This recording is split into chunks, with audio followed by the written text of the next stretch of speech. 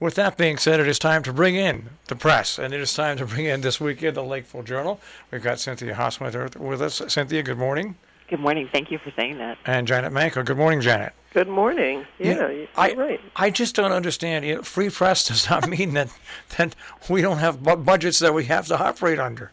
Well, it does tell us something about how people think news is gathered. I think they just think it appears on their social media feed, and who knows where it comes from, or it's just generated from the air.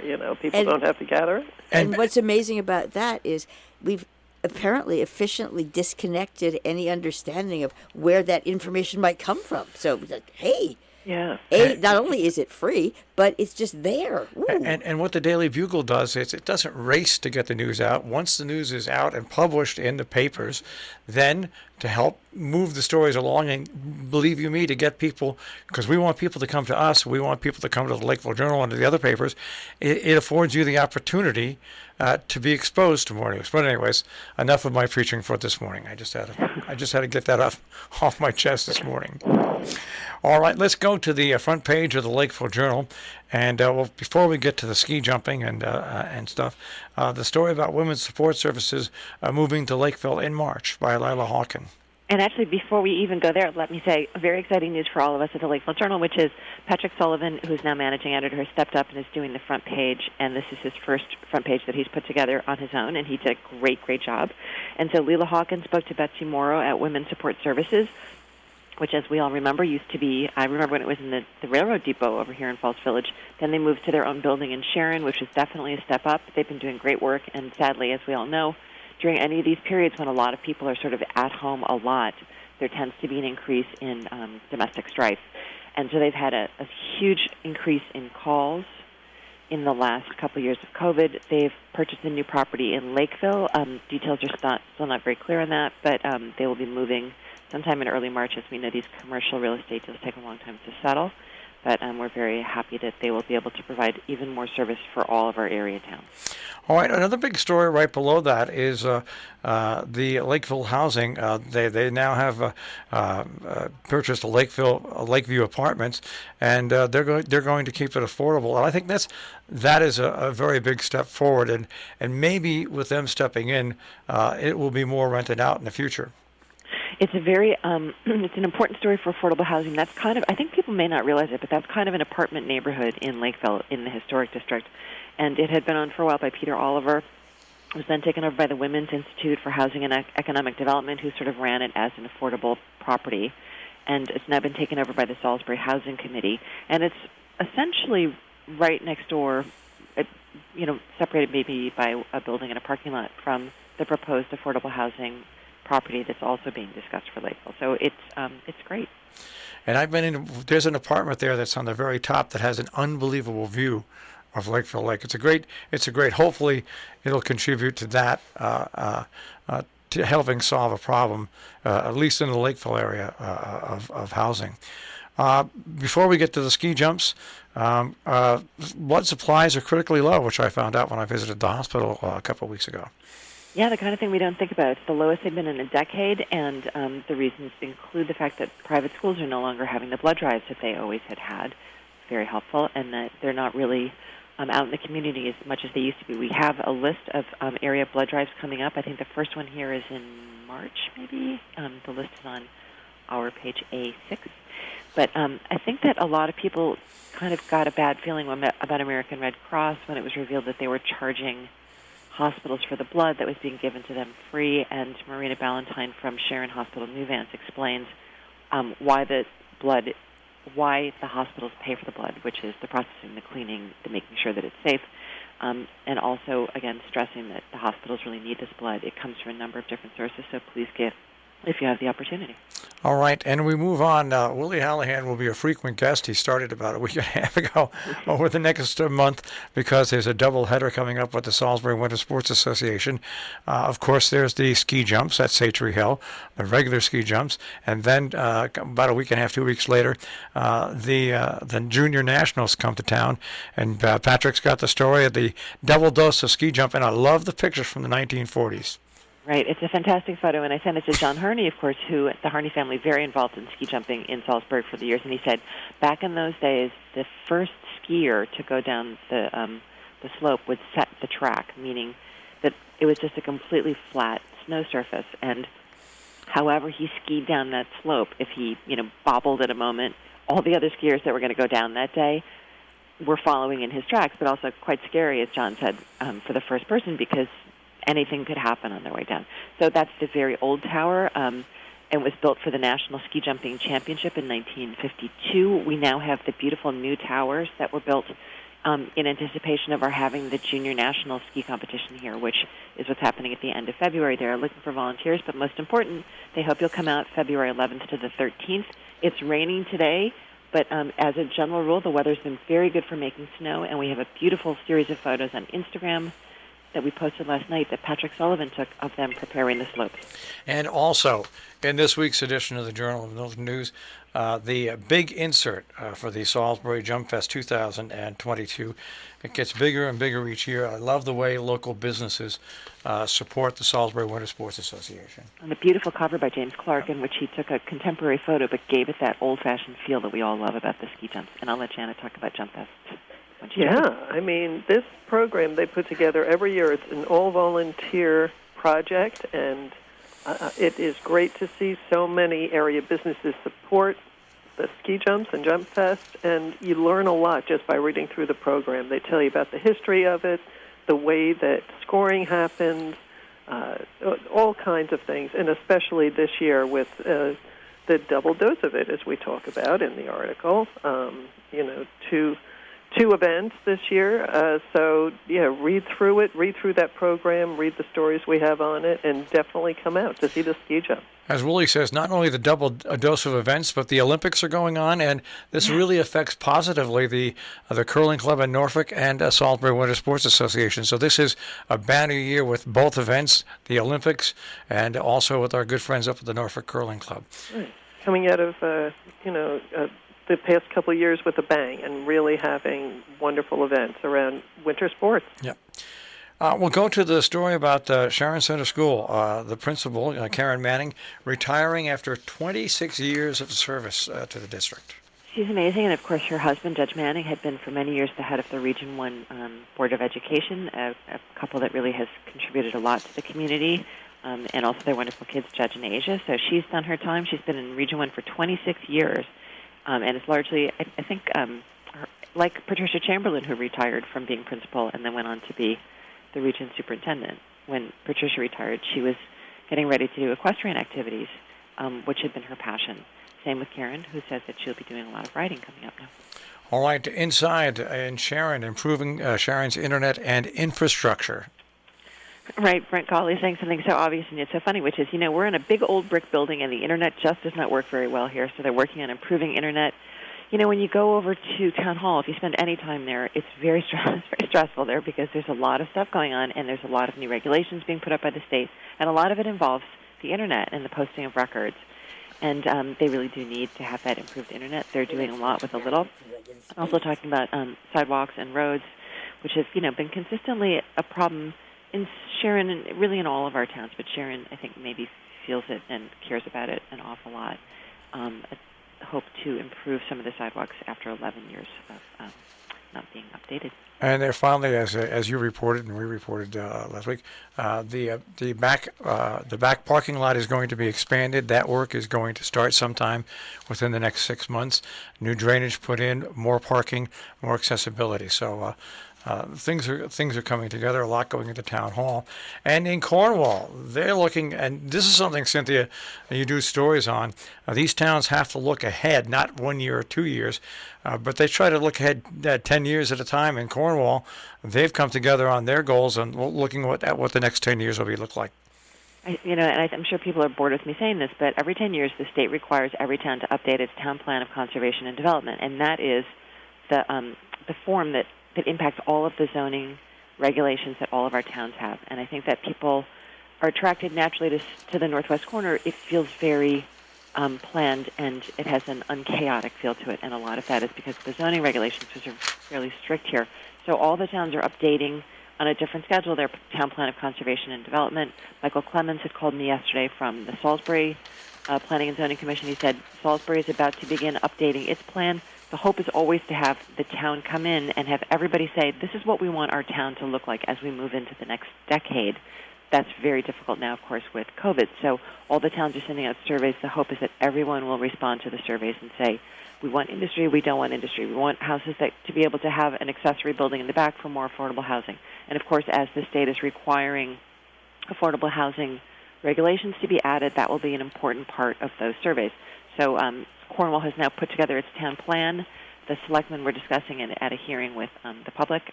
It is actually a document of the Planning and Zoning Commission, which will take all of the input it's had, make any final adjustments, and then they will create their official town plan, which will be submitted to the state. Okay, we'll get some business news. First of all, in Salisbury, the certified nutrition specialist, which is opening up. Sarah Wellison, who is formerly Sarah Williams, of course, the daughter of Town Clerk Patty Williams and Selectman Chris Williams, and is a really interesting, lovely young person. Starting in a new, interesting career, and it's going to be great. We've already had rave reviews from her from 3 people that we know who have gone to her. So doing diet and nutrition, which is an important, as we all know, an important cornerstone of your health. All right, and in North Canaan, State Line Pizza, they're going to remain the same, even though there's some new owners. A fan favorite here at the Lakeville Journal, and in fact I'm having lunch there today, a new owner named Sunny Singh and his brother Aman Singh, and I was there to take the photo, and the menu is the same. I ordered some food. The food is the same. It's great, and we're happy to see them remain a winning formula. And Sophie's in Kent. In the building that was for many years the other bakery, which I loved, and I think it was called So Delicious. So Delicious Bakery, also a really excellent bakery. It's got good karma. The COVID, unfortunately, really hit So Delicious, and she closed down, but we have a wonderful new baker in there who's doing interesting scones, beautiful cupcakes. Every time I looked at that photo as we were editing, I had to go into the kitchen and eat some sweets. I'm looking forward to trying out Sophie's. And a very active couch piper host at the VFW, once again, they raised $6,000 to send to veterans impacted by the tornado that destroyed property in December. It really destroyed it. And I have to say many of the VFWs largely function as a social club, and that in itself is a valuable service for people that have been through a lot of trauma. But the VFW in Canaan, Couch Piper, really is very active, reaching out a lot. And Bruce Marston, who is a fairly recent member, had been watching the TV news and saw that Kentucky had been so largely destroyed in this one section by these what were described as epic tornado damage. And they put together a fundraising effort and raised $6,000 for VFWs and for veterans down in Kentucky. I'll pass along my thoughts about Charlie Flint. Charlie Flint sold me in 1986 the first car I ever paid over $25,000 for. I purchased a Ford Probe, and I was sweating when I signed the contract. But I had dealt with Charlie and his family over the years, and sorry to see that he has passed. Yeah, very beloved, and of course at McLean Ford. And Janet, you must have probably dealt with him in all of our because they were big advertisers, and Charlie was just the most wonderful guy, and it's a loss, but it sure is great to see that he spent his retirement relaxing and having some fun in a community he loves. So, he was just a wonderful addition to our communities and took care of everybody, and that is not a simple thing to do when it comes to automobile. No. Tangled Lines, Patrick Sullivan, he may be booted upstairs, but he's still doing insects, blue lines, and bedtime stories. He's still fishing, but I have to say, about 3 weeks ago, I saw somebody actually standing in the Housatonic River near Cornwall fishing, and gosh, God bless him. Patrick being a little bit more sedentary and indoors and doing his annual sort of regrouping and thinking about where he's going to be fishing in spring. All right, and Falls Village Planning and Zoning, they've set an agenda now for the upcoming year. It's town meeting season, and towns are going through their annual reports, which are largely online now. Super fascinating to read your town's report. It takes about 15 minutes. You should go in and look. You learn unbelievably interesting things. We'll come back to Compass in just a few moments. I want to go to the opinion and editorial pages. Janet, but how can you get there from here? Right. This has to do with transportation, and I'll say in the past few weeks when we haven't been on the radio every week, we have been continuing our wish list for our towns, and we've talked about different topics, and by all means, if our readers haven't caught them, go back and take a look and think about our area. These are really important topics. They include, all kinds of things, but this week we talk about transportation. We're very aware in the northwest corner that we certainly don't have mass transit, but it's a real issue for people who need to get out if they don't have a vehicle or can afford the gasoline for it, or whatever the issues are. That there is sparse support for people to find rides other than themselves or their friends. So do give this one a read and let us know your thoughts on it, and if you have other solutions too. But now's the time for the state to look at this area too and think about what they can do for transportation for our workers. It'll help our economy, our employers, and our employees. And people should go back and look and see what's available, because I learned with my mother years ago, with taking care of her in her final years, there are a lot of programs out there, maybe not big, huge programs, that enable people to get transportation, get food into their house, get to doctor's appointments, and it's just a question of finding out and knowing about it. It is, and so we talk about those. There is the Northwestern Connecticut Transit District, and that's based in Torrington. They have Dial-A-Ride, they have Job Access, and Candy Striper programs, and these are all for more critical situations. And, by all means, take advantage of those. And if you need a ride to the doctor or even just to shopping, do check out that Northwestern Connecticut Transit District. But for everyday use, there's very little. And so, by all means, give this a read and let us know what you have experienced in our area. You have the letter from David Kurish on the closing of the ICU at Sharon Hospital. We posted it on our Facebook page when it was sent to us, and now some 5,653 views later, and literally hundreds of comments. This is a story that is going to go to the state, of course, and is going to be followed by lots of people, not only from Connecticut but also New York. And this letter also now showing up in the Lakeville Journal, I'm sure will spur more people on. And it's going to be interesting to see how the state, New Vance, and the population work this out. That's right. This is a critical issue.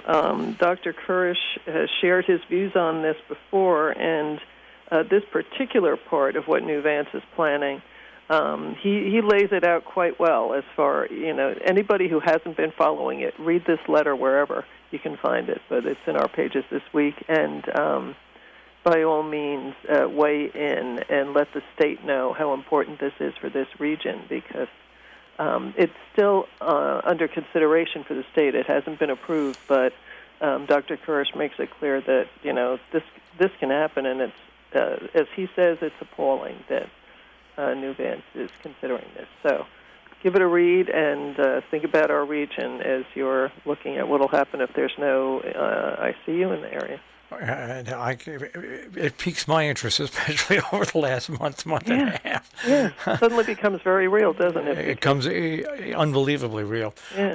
Another letter that's an interesting letter comes from the Salisbury Board of Selectmen. The Lakeville train station, there's a lot of talk going on. There's a lot of angst. There's a lot of plans that could be possible. And the Board of Selectmen have sent out a letter on this. Yeah, they've sent out a letter, and they've sent out an application to the state for a grant to evaluate the property and what should be done with it. So this is a very thorough description by the selectmen saying what they're thinking of and what they're doing. And you can find that application on their website as well. So, that property is historic, the railroad station in Lakeville. And I think anyone who's been here for a while remembers all the different iterations, including a radio station that was in that building. It was a great place for a radio station, I'll be honest with you. It was absolutely fantastic, easy access. Lots of people could gain access to it. So that little building is a very important building, I think, for Lakeville, especially with what's going on in Lakeville in general, the rebirth of that town. Exactly. This is the time to really carefully consider what a property like that can be. And it could be. And you're right, it has such easy access, good parking, it's inviting. it really could be a focal point of that whole downtown. All right, very quickly, of course, the Viewpoint page with Peter Steiner, also Connecticut voters really liking governors and everything. We have about 2 minutes left, so quick on that, and then we'll go over to Compass. People are wondering what to do indoors. You can go to the Berkshire Museum where they have a show of underwater coolness, and you can play with an actual submarine. I'm not a curler, but apparently curling is the fastest growing sport in the Olympics. It's already begun, and not because they think it's boring and people don't care, but because there's so many teams competing, which is very exciting. There's a how-to weekend coming up this February 12th, the day before the Super Bowl, at the Norfolk Curling Club, and of course the jumping. The Salisbury Forum has their next talk coming up February 11th. Jonathan Safran 4. I don't know how to pronounce that. I like podcasts. You can find out what the top podcasts are in America and the world on a website called Chartable, and we have a sampling of some of their favorites. And continuing, the libraries finding ways to tap into world-famous authors. Matthew Sturgis, who is a well-known biographer, will be interviewed by Victoria Wilson, who had a nice appreciation in the paper recently for Anne Ahrensberg. Victoria will be interviewing Matthew Sturgis about his new biography of Oscar Wilde. All right, and that is just a portion of what we have seen in the Lakeville Journal and Millerton News this week, available online at tricornernews.com. Of course, home delivery, and you can pick it up at newsstands throughout the region. Guys, stay safe tomorrow with the ice and the slippery conditions, and we'll speak to you next week. Thank you. Thanks a lot. Have a good week. All right, take care. That is This Week in the Lakeville Journal. Once again, you can find the Lakeville Journal on the web at tricornernews.com.